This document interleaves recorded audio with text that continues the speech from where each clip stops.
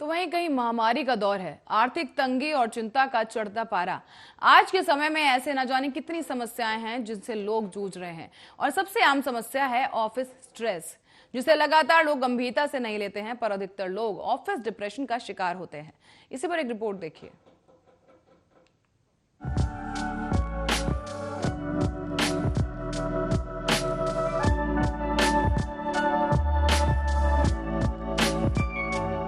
कहीं कोई वर्कलेस डिप्रेशन का शिकार है, तो कोई वर्क ओवरलोड की समस्या से जूझ रहा है, तो कोई अपने कार्यालय की समस्याओं समेत घरेलू तनाव का सामना कर रहा है। काम का दबाव, दफ्तरों का माहौल, अनावश्यक राजनीति और दफ्तर के बीच कल जैसे तमाम कारण हैं जिनसे तनाव पैदा होता है। आप जिस दफ्तर में दिन रात काम कर रहे हैं, वहाँ के माहौल और रहन सहन का मानसिक और शारीरिक दोनों तरह के स्वास्थ्य पर बहुत गहरा असर पड़ता है, क्योंकि 24 घंटों में से कम 8 घंटे सामान्य तौर पर दफ्तरों में आप गुजारते हैं, जो जीवन शैली का एक बड़ा हिस्सा है। सामान्य तौर पर पूरे दिन दफ्तर में लगातार बैठकर काम करना, फिर ऑफिस या पब्लिक ट्रांसपोर्ट में बैठकर घर आना और डिनर करना और फिर सो जाना ही हमारे दिनचर्या का हिस्सा बन जाता है। अगले दिन फिर से इसी दिनचर्या का अनुसरण करना होता है और यही जीवन शैली सालों तक चलती ही रहती है, जिसका परिणाम कई तरह की बीमारियों और मानसिक तनाव के रूप में सामने आता है, जिसका प्रबंधन किया जाना बेहद जरूरी है। बता दें, काम के दबाव के बावजूद अपनी शारीरिक सेहत को संतुलित करके रखा जाना बेहद जरूरी होता है। कई डॉक्टर्स का मानना है कि लगातार एक ही पोस्चर में बैठे बैठे काम करना और फिर अचानक भूख लगने या तलब लगने पर खूब सारा फास्ट फूड खा लेना मोटापे और हृदय रोग के खतरे को बढ़ा देता है। ऐसे में कुछ बातों का ध्यान रखना बेहद जरूरी होता है, जैसे कि नियमित व्यायाम की आदत। स्वस्थ शरीर के लिए खान पान के साथ साथ व्यायाम करना बेहद महत्वपूर्ण हो जाता है, पर इसके साथ साथ आप ऑफिस स्ट्रेस से बचने के लिए अपनी आदतों में भी बदलाव ला सकते हैं। काम के बीच ब्रेक जरूर ले, ऑफिस में लगातार काम न करें, बीच बीच में ब्रेक लेकर थोड़ा टहल ले।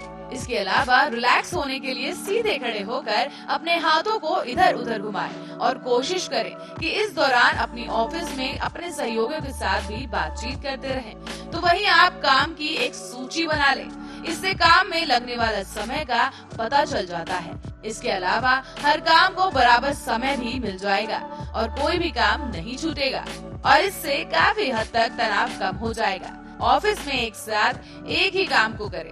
अक्सर ये देखा जाता है कि पूरे दिन कुछ ना करें या दिन भर ही काम में जुटे रहने से भी तनाव बढ़ जाता है। इसलिए पहले जरूरी है कि जरूरी काम को निपटा लिया जाए, इससे आपको काफी राहत मिलेगी। ऑफिस का काम करने के दौरान कई तरह से आपका काम भी डिस्टर्ब होता है। इसमें फोन कॉल और ईमेल आना शामिल है। बार बार फोन चेक करने से भी तनाव बढ़ता है। आप इसके लिए एक समय निर्धारित कर दें, जिससे आप अपने काम पर फोकस कर सकेंगे और तनाव से दूर रहेंगे। इसके साथ ही जरूरत है अपनी दिनचर्या पर आपको ध्यान देने की। ऑफिस के तनाव को आप ऑफिस से बाहर रहकर भी कम कर सकते हैं। इसके लिए आप रोजाना सुबह टहलें और योग जरूर करें। Health desk, Arya news.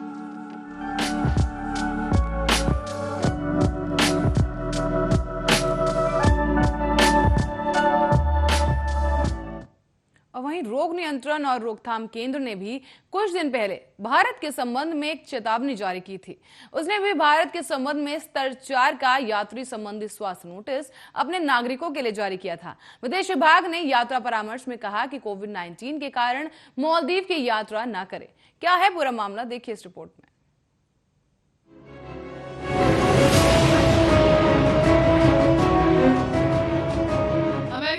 नागरिकों को परामर्श जारी कर भारत, पाकिस्तान, बांग्लादेश, अफगानिस्तान और मालदीव की यात्रा से बचने को कह डाला है। इस क्षेत्र में कोविड-19 के मामलों में अचानक हुई वृद्धि के मद्देनजर ये परामर्श जारी किया गया। गुरुवार को अमेरिका में अनेक यात्रा परामर्श जारी किए गए। आपको बता दें कि इनमें अधिकारियों ने अमेरिकियों से चीन और नेपाल की यात्रा के बारे में फिर से विचार करने, श्रीलंका जाते वक्त बहुत ही अधिक सतर्कता बरतने और भूटान जाते वक्त सामान्य एहतियात बरतने की जानकारी दी।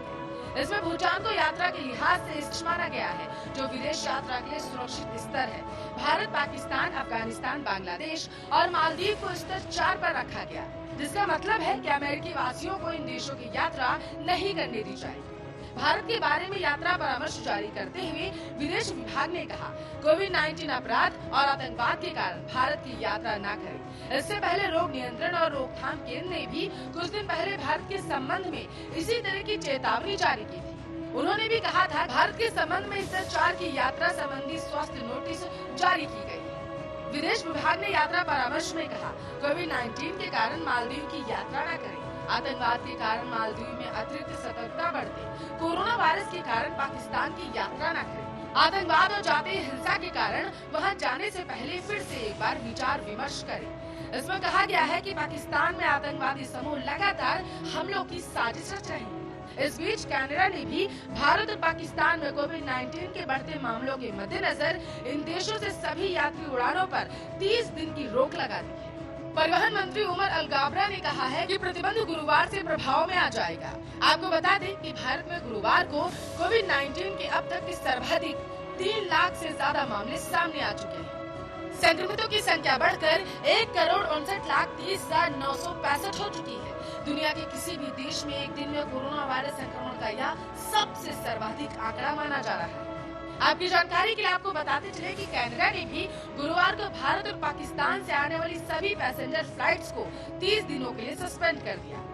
उमर ने एक प्रेस कॉन्फ्रेंस में कहा है कि भारत और पाकिस्तान से कनाडा पहुंचने वाले हवाई यात्रियों में कोविड-19 के मामलों की ज्यादा संख्या को देखते हुए मैं 30 दिनों के लिए भारत और पाकिस्तान से कनाडा पहुंचने वाली सभी कॉमर्शियल और पैसेंजर फ्लाइट्स को सस्पेंड कर रहा हूँ। गुरुवार रात 11:30 बजे से यह नियम लागू कर दिया जाएगा।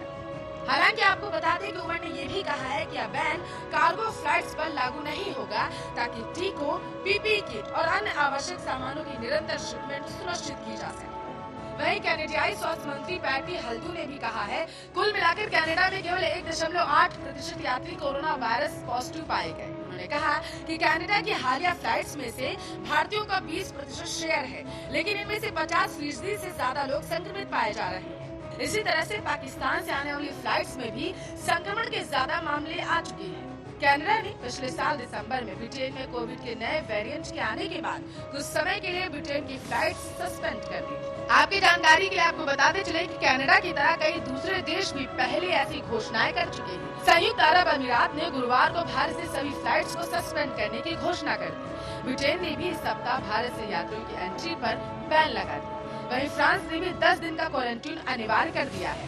बात करें कनाडा की, तो कनाडा में आने वाले सभी यात्रियों के लिए पहले से ही 14 दिन का क्वारंटीन अनिवार्य कहा गया है। Special desk Arya news.